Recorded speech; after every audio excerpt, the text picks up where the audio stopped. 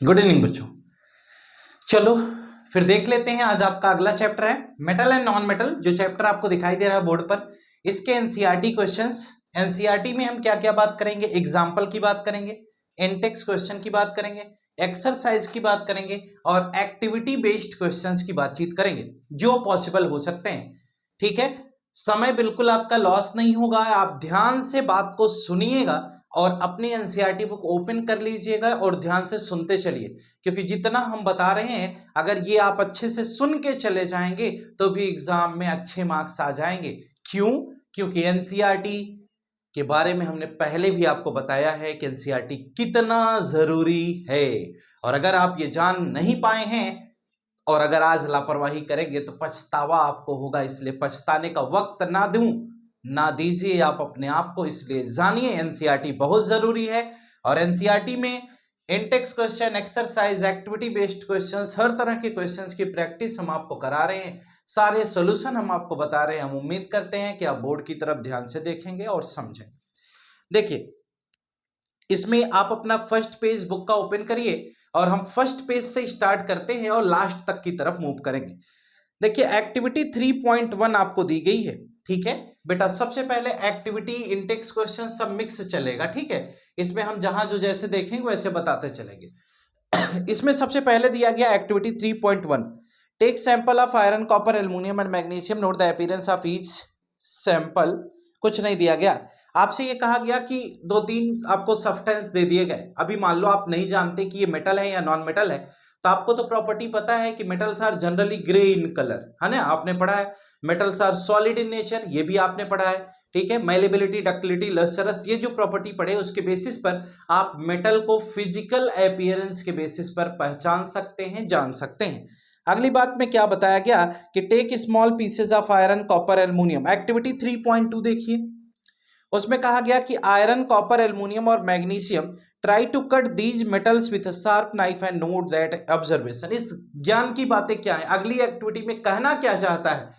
कहना यह चाह रहा है कि क्या कुछ मेटल्स ऐसे भी होते हैं क्या जो सॉफ्ट होते हैं? हाँ, सोडियम, पोटेशियम, ये सॉफ्ट मेटल होते हैं, इसको चाकू से हम कट कर सकते हैं। जबकि कॉपर हो गया, एल्युमिनियम हो गया, मैग्नीशियम हो गया, ये सॉफ्ट मेटल्स नहीं है।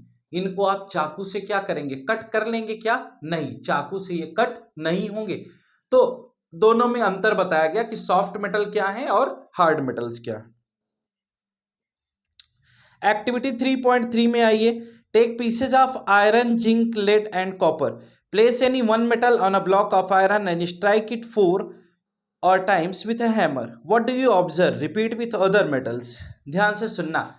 इस एक्टिविटी 3.3 में यह समझाया गया कि metals are malleable in nature, यानी कि हैमरिंग के बाद मेटल सीट में कन्वर्ट हो जाते हैं। कुछ एग्जाम्पल में आपको मेटल दिए गए हैं, उसको अगर हम पीटेंगे तो क्या बन जाएगा बेटा? सीट का फॉर्मेशन हो जाएगा। यह बात उसमें बताई गई है, यानी कि वहां पर यह अगली बात। एक्टिविटी 3.4 में क्या दिया गया? कुछ ज्ञान की बातें हैं क्या? Consider some metals such as iron, copper, aluminium, lead etcetera which the metals are also available in the form of wires. अच्छा, कुछ नहीं। इसमें कहा यह गया कि जो हमने मेटल्स अभी ऊपर लिए थे, कॉपर हो गया, एल्युमिनियम हो गया, इसको हम वायर्स के फॉर्म में भी बना सकते हैं क्या? हाँ, इसके अंदर डक्टिलिटी प्रॉपर्टी होती है। डक्टिलिटी मतलब ये होता है बेटा जिसे खींचकर वायर्स में कन्वर्ट किया जाए, यानी ये डक्टाइल इन नेचर है, डक्टिलिटी इसके अंदर है। इसलिए हम ये कह सकते हैं कि हाँ, इसके वायर्स भी बनाए जा सकते हैं। एक्टिविटी 3.5 क्या कह रही है? टेक एन एल्युमिनियम और copper wire, clamp this wire on a stand as shown in fig 3.1. Fix a pin to the free end of wire using wax. Heat the wire with a spirit lamp. अच्छा, ज्ञान की बात इसमें क्या हुई? इसमें यह कहा गया कि एक मेटल वायर, उसको क्या करते हैं? गर्म करते हैं। गर्म करते हैं तो वो मेटल वायर क्या होगा? उसमें एक्सपेंशन होता है। एक्सपेंशन का मतलब कि वो फैलेगा। ठीक है, हम कहते हैं कि मेटल को जब हम हीट करते हैं तो उसमें एक्सपेंशन होता है। अगर वो एक्सपेंशन होगा तो वो फैलेगा। अगर वो फैलेगा तो क्या हम उसे ऑब्जर्व कर सकते हैं? इन्होंने कहा कि एक वायर अगर हम ऐसे ले लेते हैं, जरा सुनिएगा, बोर्ड पर देखिएगा क्या कहा इन्होंने। इन्होंने कहा कि एक वायर ले लिया, ये किसका? एल्युमिनियम, किसी भी कॉपर का वायर। हमने यहां से इसको हीट किया। यहां पर हम कहते हैं कि हम एक पिन लगा दें। क्या लगा दें? पिन लगा दें। ठीक है, मोम लगा देते हैं, वैक्स है, वैक्स के ऊपर हमने पिन लगा दिया। जब हम इसको हीट करेंगे तो ये क्या होगा, वैक्स पिघलेगी। हाँ, सिंपल सी बात है, क्योंकि हीट होगी तो हीट ट्रांसफर होती, क्योंकि metals are good conductor of heat and electricity. और दूसरा, इसमें क्या होगा, एक्सपेंशन भी होता है बेटा, कि हम रॉड में एक्सपेंशन भी पाते हैं। ठीक है, ये भी एक बात आपको बताई गई।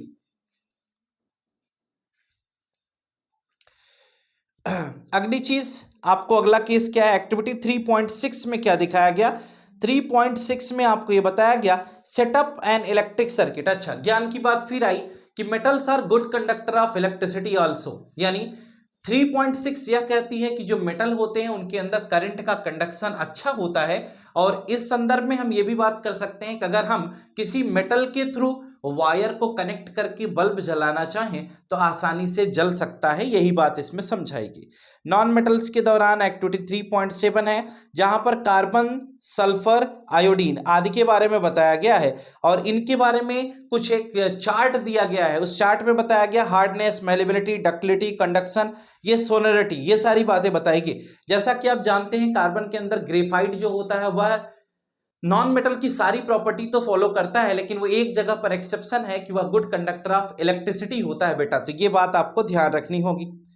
ठीक है, एक्टिविटी 3.8 में क्या कहा गया, magnesium ribbon and some sulphur powder, burn the magnesium ribbon, collect the ashes formed and dissolve them into water. ध्यान से सुनना, एक हमें मैग्नीशियम की रिबन दे दी गई और दूसरा सल्फर पाउडर, दो चीजें हमारे पास हैं। ठीक है, मैग्नीशियम रिबन को हम क्या करते हैं, बर्न करते हैं सल्फर पाउडर के साथ। ठीक है, अगर हम इसको सल्फर के साथ बर्न करेंगे तो क्या होगा ये बताते हैं कि test the resultant solution with both red and blue litmus paper.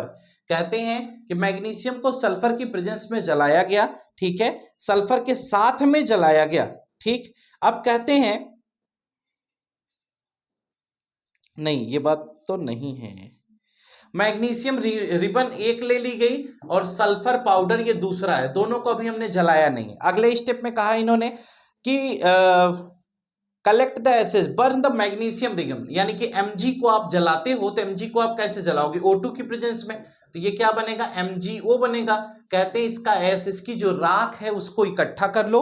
अगले बात में बताया गया test the resultant solution with both. अब जो ये MgO होगा बेटा, ये कैसी ऑक्साइड होगा, यह हमारा बेसिक ऑक्साइड होगा, क्योंकि बेसिक ऑक्साइड का मतलब metals are basic in nature. आपको बताया गया metal oxides are basic in nature, यानी मेटल को कभी ऑक्सीजन के साथ ट्रीट करोगे तो मेटल ऑक्साइड बनाएगा जो बेसिक नेचर का होता है।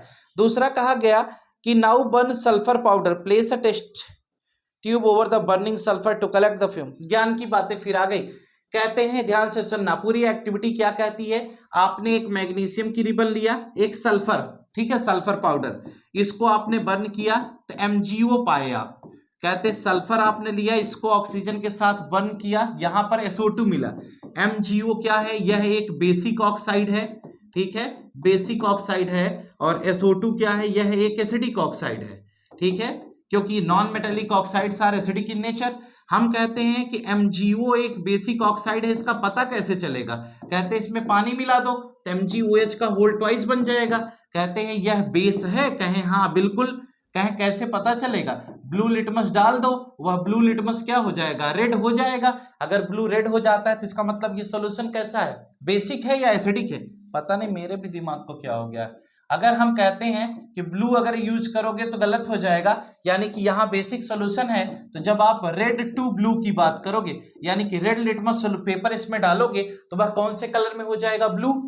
अगर हम कहते हैं SO2 एसिडिक ऑक्साइड है तो SO2 में पानी मिला दो तो क्या बन जाएगा, H2SO3 बनेगा और बाद में SO4 बना सकते हो। यह क्या है, यह एक एसिड है। कहते हैं इसमें रेड लिटमस पेपर अगर डालोगे तो ब्लू कलर हो जाएगा। यही एक्टिविटी आपकी अगली है जो आपको बताई जा रही है, यानी नेक्स्ट एक्टिविटी में ये पोर्शन था। उस एक्टिविटी के जस्ट आगे एक इंटेक्स क्वेश्चन बड़ा प्यारा सा दिया गया है, यानी कि आप देख पा रहे होंगे एक्टिविटी के जस्ट बाद एक इंटेक्स्ट क्वेश्चन क्या दिया गया है वो समझिएगा। कहते हैं give an example of metal which is a liquid at room temperature. बड़ा छोटा सा सवाल है, एक मेटल का एग्जांपल बताइए जो लिक्विड फॉर्म में होता है, कब, रूम टेम्परेचर पर। दूसरा, can be easily cut with a knife.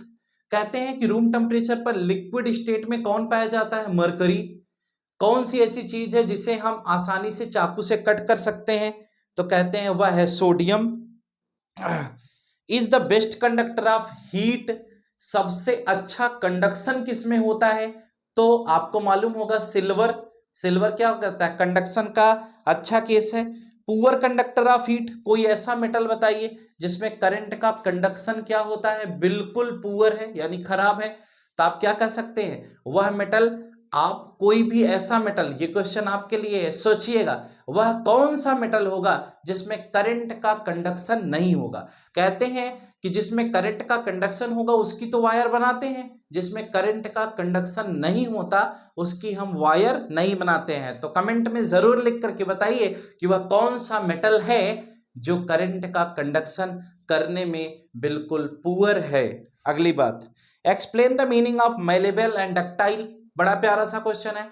Malleable and ductile, malleability क्या होती है, डक्टिलिटी क्या होती है, आप जानते हो। पीट कर सीट बना दिया जाए मैलेबिलिटी, और खींच कर वायर बना दिया जाए तो डक्टिलिटी। बस बेटा इतना ही याद करना है। ये मेरी बात जो आप सुन पा रहे होंगे तो ये आपके लिए बहुत अच्छी होगी, ध्यान रखिएगा। अगला, एक्टिविटी 3.9 क्या कहती है? ये तो इंटेक्स क्वेश्चन की कहानी हो गई। एक्टिविटी बेस्ड क्वेश्चन में क्या अगली बात आई? The following activity needs the teacher assistant, ज्ञान की बात हो गई। Hold any of the sample taken above with a pair of tongs and try burning over a flame, repeat with the collect the product. इसका कोई meaning नहीं, छोड़ दो इसे। नेक्स्ट आइए activity 3.10, what happens when metal reacts with water. ये simple सी कहानी है कि अगर मेटल को हम पानी के साथ रिएक्शन कराते हैं तो क्या होता है। ऊपर वाली एक्टिविटी जो अभी हमने छोड़ने के लिए कहा उसमें क्या है कि जब मेटल को ऑक्सीजन के साथ बर्न करते हैं तो क्या होता है? बेटा मेटल को अगर ऑक्सीजन के साथ बर्न करोगे तो मेटल ऑक्साइड का फॉर्मेशन होगा। जब मेटल को आप ऑक्सीजन के साथ बर्न करते हो, जैसे कोई भी आपने कहा कि मेटल है, इसका ट्रीटमेंट अगर ऑक्सीजन के साथ कराओगे तो क्या हो जाएगा? यह मेटल ऑक्साइड का फॉर्मेशन हो जाएगा। ये बात हो गई। और दूसरी बात आपने कहा अगली एक्टिविटी में कि अगर कोई भी मेटल है उसका ट्रीटमेंट आप H2O के साथ कराते हो तो इसमें 3 केसेस बनती हैं। एक मेटल हाइड्रोक्साइड प्लस वाटर होता है, यानी metal hydroxide main product, water छोड़ो।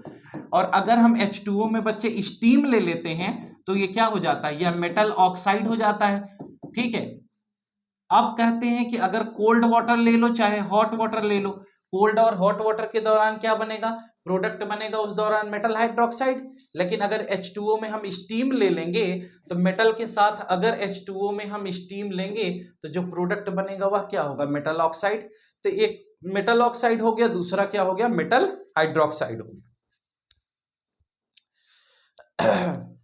अगला देखिए एक्टिविटी 3.9 के बाद 3.10 क्लियर हो गई। अब चलते हैं और आगे। अगली बात क्या है 3.11 में देखिए।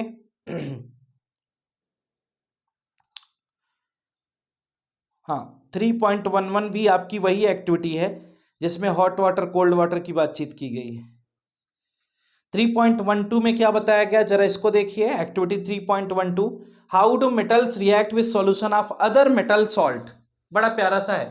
कहते हैं कि कोई भी मेटल किसी मेटेलिक सॉल्ट सॉल्यूशन से कैसे रिएक्ट करता है। सिंपल सा डिस्प्लेसमेंट रिएक्शन बताया जा रहा है बेटा।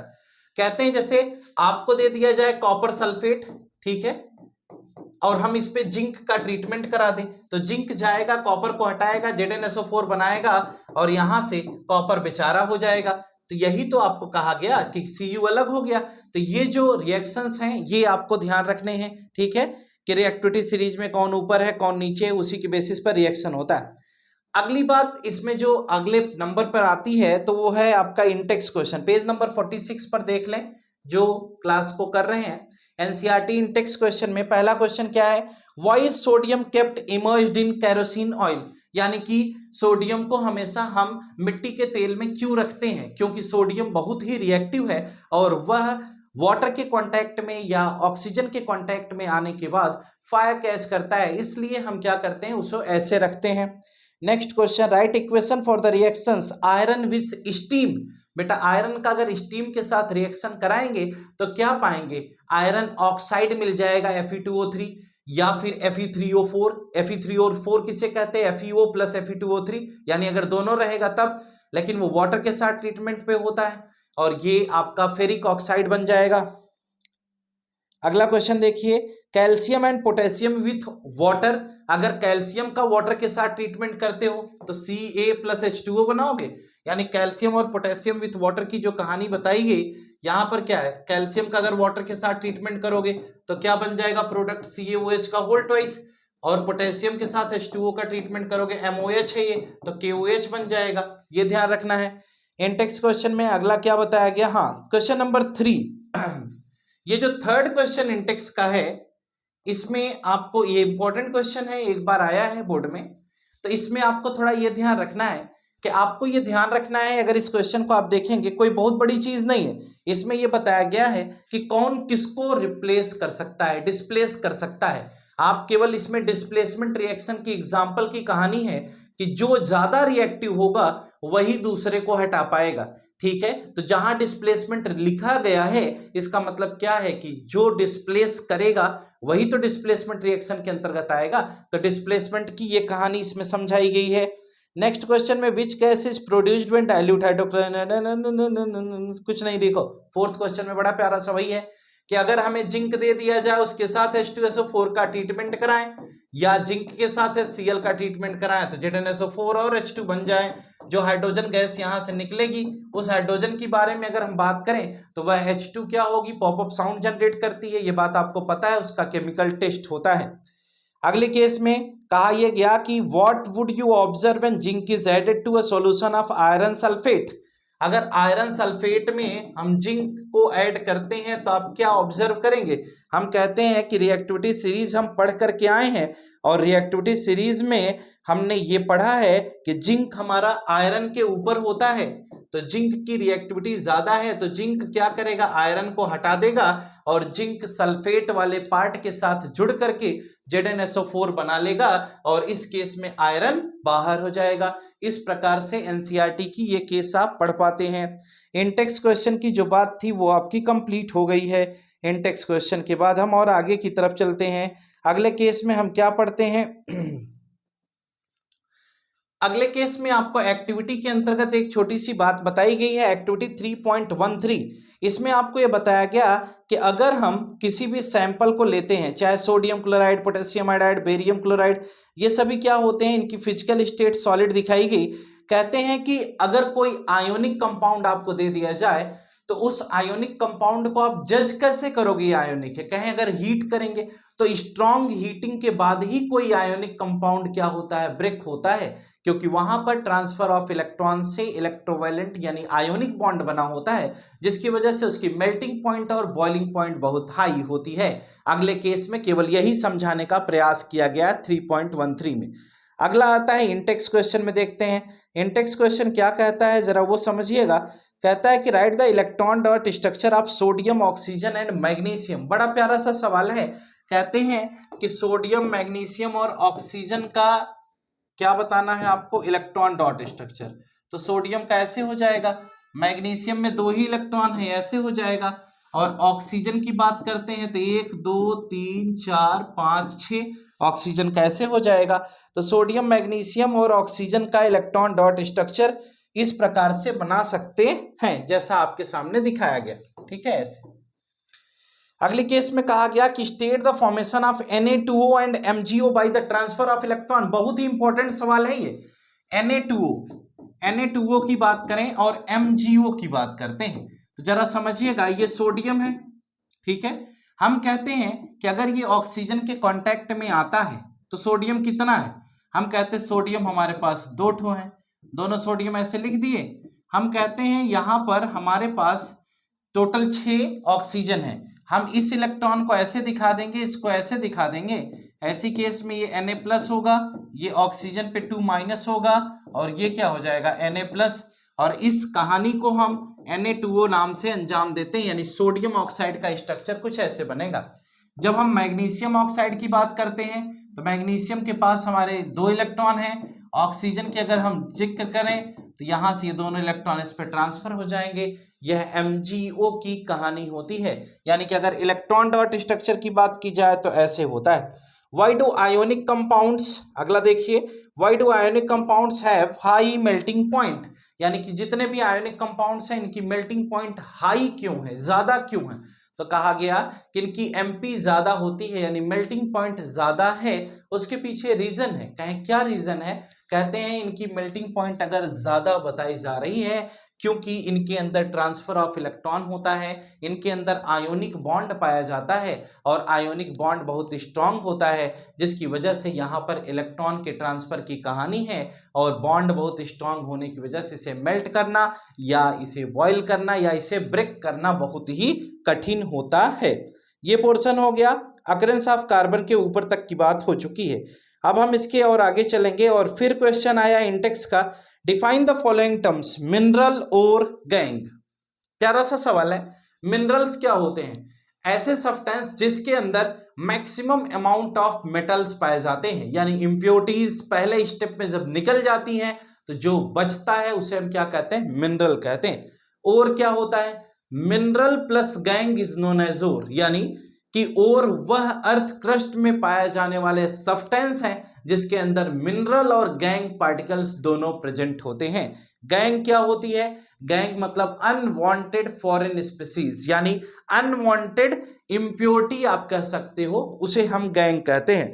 Name two metals which are found in nature in the free state, कोई भी ऐसा मेटल बताइए जो फ्री स्टेट में पाया जाता है। आप ऐसे जानो बेटा, फ्री स्टेट में कौन पाया जाता है, कहते हैं जो मेटल्स हैं जो रिएक्शन नहीं करते हैं उनके अंदर फ्री स्टेट में पाए जाने की क्षमता है। कहते हैं मेटल्स रिएक्शन नहीं करते, मेटल्स के अंदर रिएक्टिविटी तो होती ही है ना, मेटल अच्छे रिएक्टिव मेटल कहे जाते हैं। कहते हैं जिनके अंदर इलेक्ट्रॉन को लूज करने की क्षमता कम होती है, जिनकी इलेक्ट्रोपॉजिटिविटी कम होती है, उन्हीं का नाम हम इसमें लिखेंगे। कमेंट करिएगा क्या लिखेंगे आप।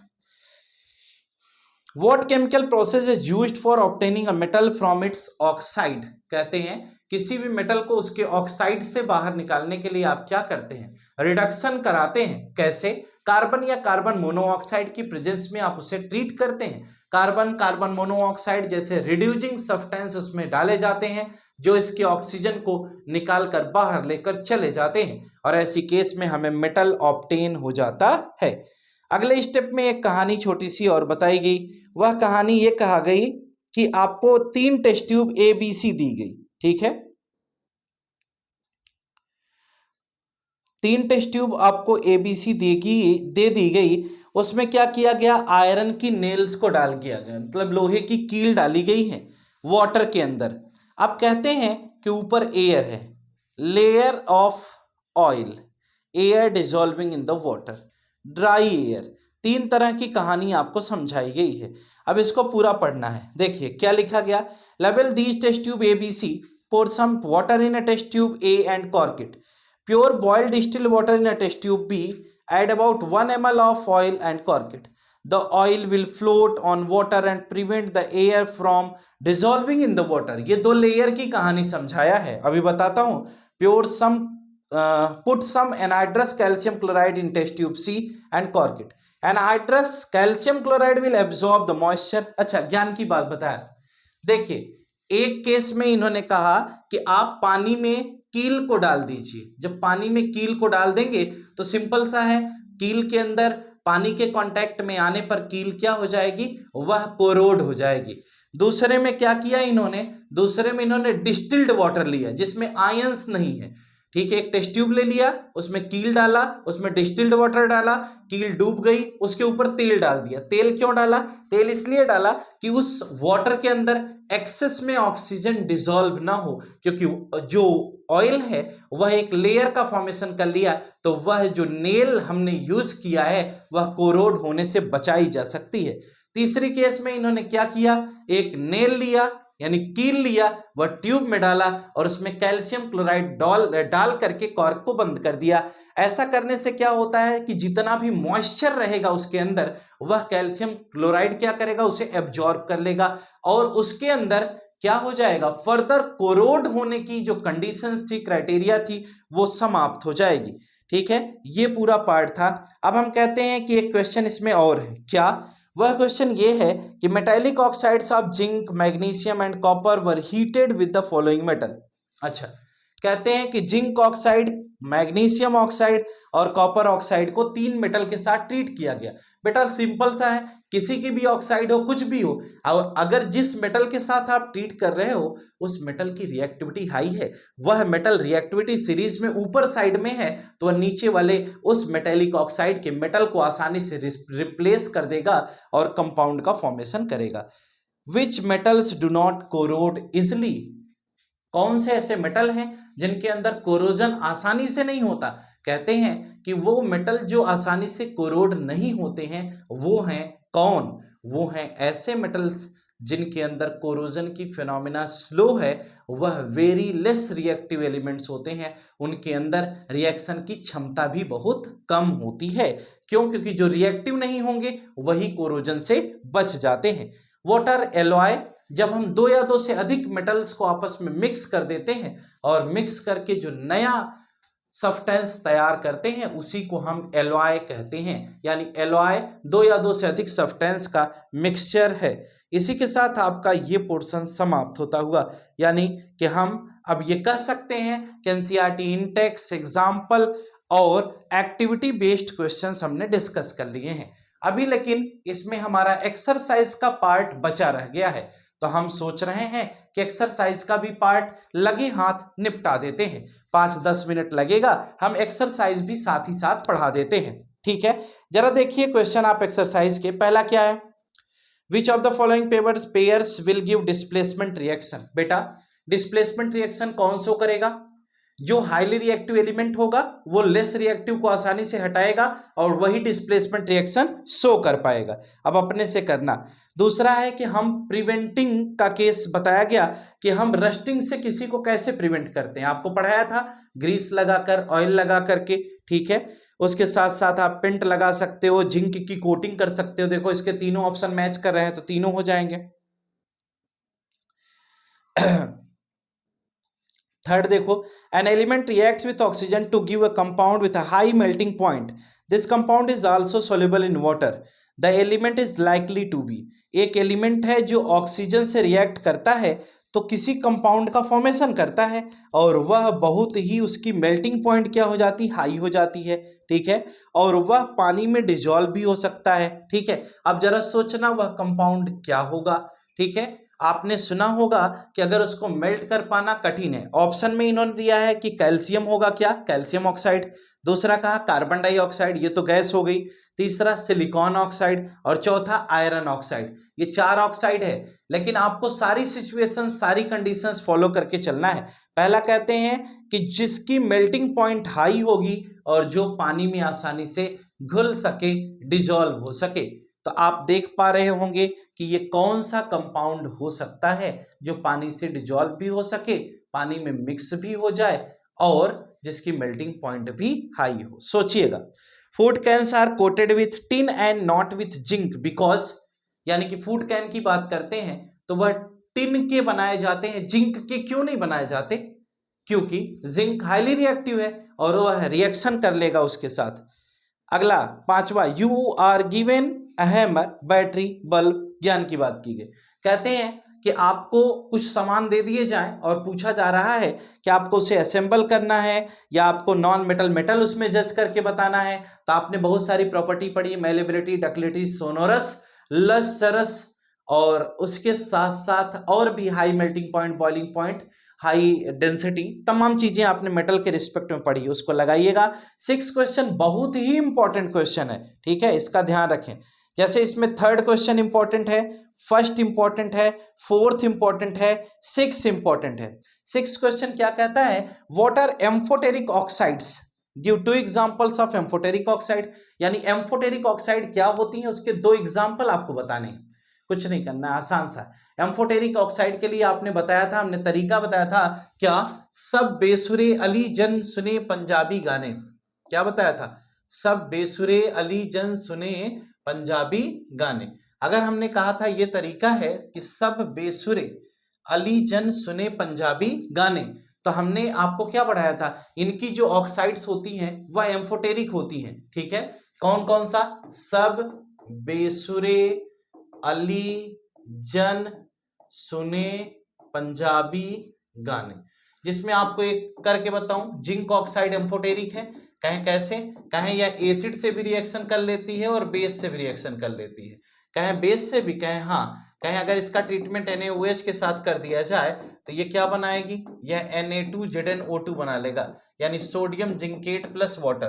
तो अगर ये जो सोडियम जिंकेट बन रहा है, इससे ये प्रूफ हो गया यह भी सॉल्ट है और जिंक क्लोराइड यह भी सॉल्ट है, यानी कि हम ये समझ पा रहे हैं कि दोनों सॉल्ट है। तो हम ये कहते हैं कि जो एम्फोटेरिक ऑक्साइड होती है वह चाहे एसिड से रिएक्शन करे चाहे बेस से रिएक्शन करे, सॉल्ट का फॉर्मेशन करेगा, इसीलिए हम इसको इस प्रकार से पढ़ पा रहे हैं।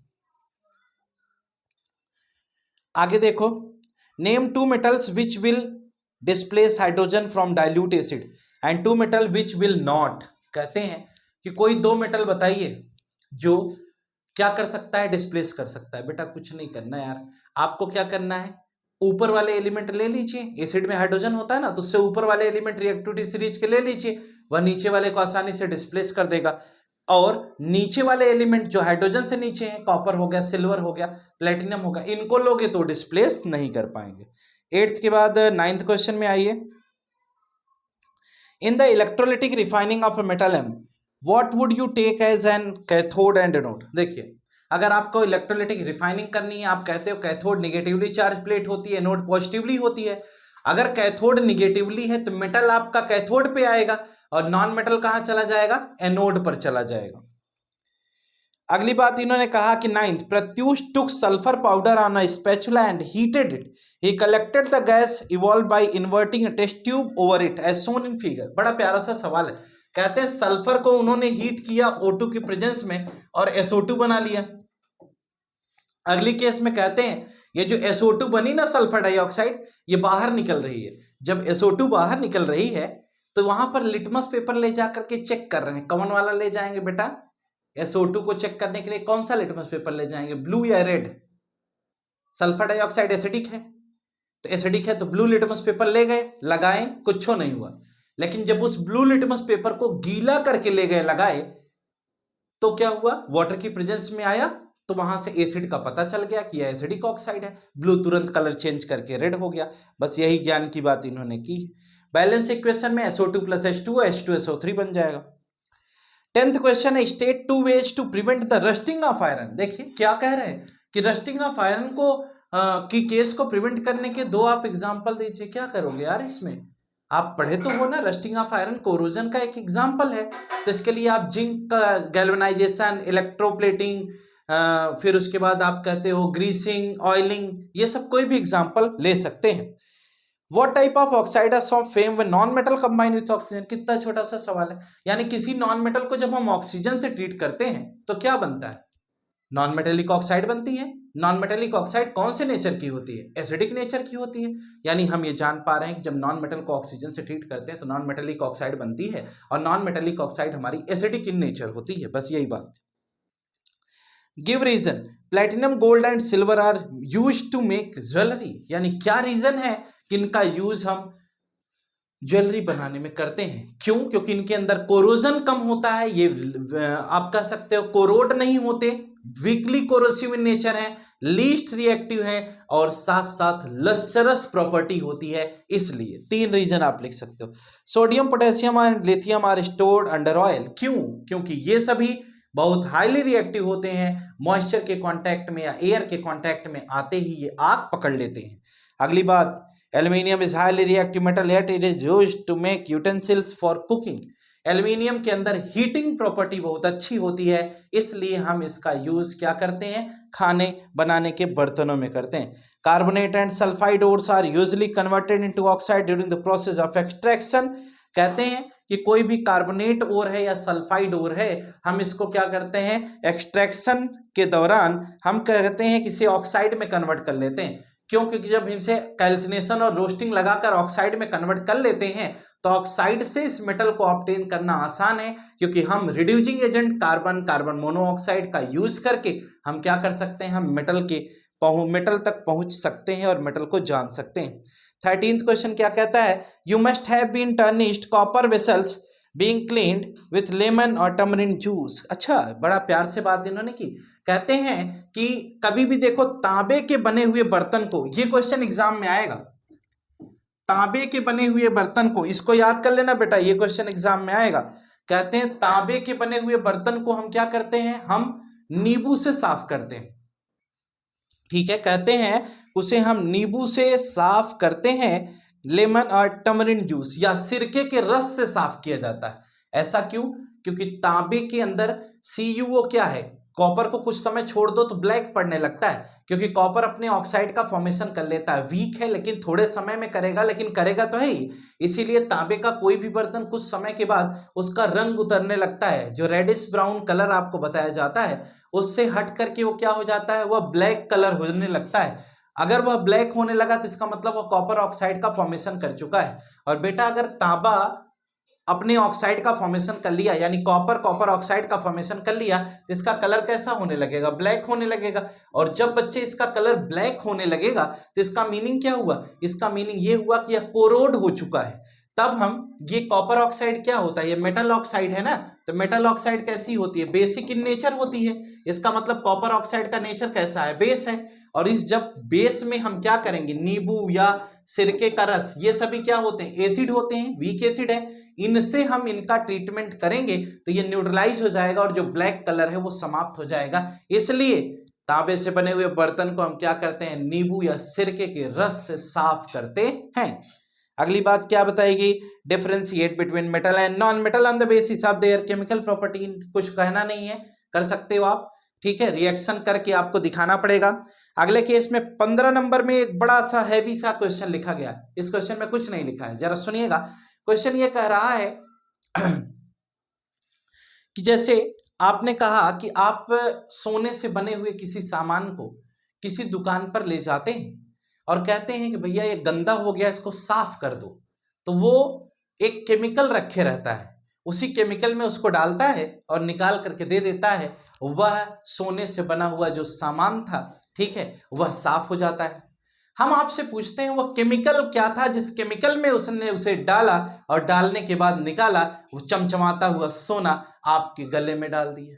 क्या था उस केमिकल में?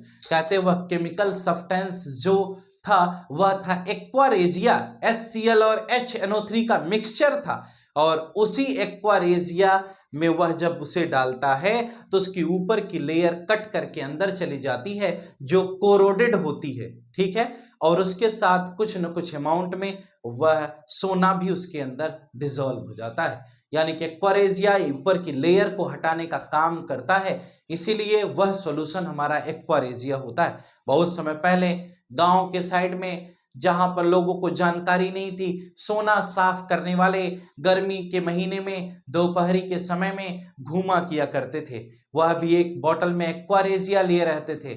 चाची माई दादी बहनी आवा सोना साफ कराइला, बस यही कहते थे और यही होता था। वो सोना साफ कराते थे और वह सोना कुछ इस प्रकार साफ कर देते थे कि साफ कराने वाला सदा के लिए साफ हो जाता था। क्यों? क्योंकि वो बोतल में रखते थे एक्वारेजिया और उसी एक्वारेजिया की मदद से वह आसानी से क्या करते थे, उसको साफ कर देते थे और एक परत भी साफ करके ले जाते थे। आगे सुनिए, 15 नंबर का क्वेश्चन समाप्त हुआ। 16 नंबर के क्वेश्चन में कहा गया give reason why copper is used to make hot water tank and not steel an alloy of iron. Steel क्या है, आयरन का एलॉय होता है, 65% आयरन उसमें होता है, इसीलिए स्टील भी कोरोड हो सकता है। स्टील को कभी मिट्टी के पास, ऐसे मिट्टी जहां पर हो, किसी गमले में स्टील का कोई ग्लास डालकर छोड़ दीजिए, कुछ समय के बाद देखेंगे वो कोरोड हो जाएगा। यानी जैसे लोहे में जंग लगता दिखाई देता वैसे स्टील में भी दिखेगा। कहते हैं give reason why copper is used to make hot water tank, यानी कि कॉपर के टैंक को हम क्यों बनाते हैं, लोहे के टैंक क्यों नहीं, सॉरी स्टील के टैंक क्यों नहीं बना लेते। पहली चीज, कॉपर बहुत लेस रिएक्टिव होता है और स्टील के अंदर जो आयरन है उससे उसकी रिएक्टिविटी ज्यादा है, ठीक है। कॉपर क्या है, लेस रिएक्टिव है, एक रीजन है। और दूसरा जो सबसे अच्छा रीजन है कि कॉपर के अंदर हीटिंग की कंडक्शन, यानी गुड कंडक्टर ऑफ हीट भी है, ठीक है। इसलिए हीटिंग टैंक्स हम कॉपर के बनाते हैं, ना कि जिंक के। एक रीजन ये है और दूसरा reason good conductor of heat, एक रीजन हो गया। और दूसरा रीजन ये हो गया कि कोरोजन या रिएक्शन की बात करें तो कॉपर रिएक्टिविटी सीरीज में नीचे होता है, वह वाटर के साथ रिएक्ट करके कोरोड नहीं होगा, लेकिन स्टील में ये प्रॉपर्टी हो सकती है। तो स्टील और कॉपर में ये अंतर बताया गया। इसी के साथ आपकी यह एनसीईआरटी की एक्सरसाइज भी समाप्त हो गई। हम उम्मीद करते हैं कि जो कुछ भी बताया होगा आपको अच्छा समझ में आया होगा। और सबसे ज्यादा जरूरी क्या है, अब एग्जाम के पॉइंट ऑफ व्यू से सबसे ज्यादा जरूरी है बेटा कि कल आपका पेपर है, ये बात आपको भली भांति पता होगी। समय आपके पास अभी बहुत कम है इस दौरान, इसीलिए हम कम समय में आपको ये पढ़ाएं। एनसीईआरटी की जो भी वीडियोस अपलोड हो रही हैं उन पर फोकस करें, और फोकस करने के साथ साथ एक्सरसाइज वाले पार्ट पर फोकस करें। हम आपको फिर कह रहे हैं कि एक्सरसाइज इंटेक्स क्वेश्चन अवश्य लगाएं, ठीक है। और अगर ये सब कर लेंगे तो बहुत अच्छा होगा। वीडियो अच्छी लगी हो तो बोर्ड पर लिखा है ना, लाइक शेयर सब्सक्राइब करना ना भूलें, अपने फ्रेंड्स को शेयर करें, सजेस्ट करें लोगों को एनसीईआरटी की एक्सरसाइज लगाकर जाने के लिए। आज के लिए फिलहाल इतना ही। Good night to all of you. Today class is over. All the best. Thank you.